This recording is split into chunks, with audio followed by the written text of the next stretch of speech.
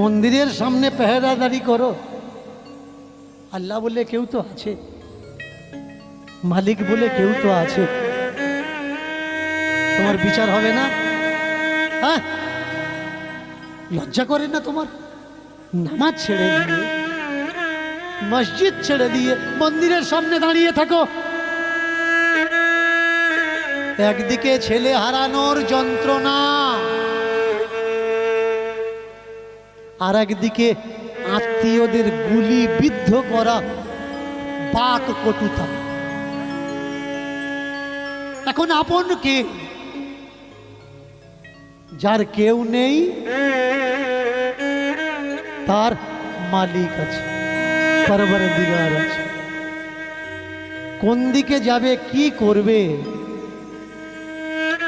সে নিজে ঠিক পাচ্ছে না।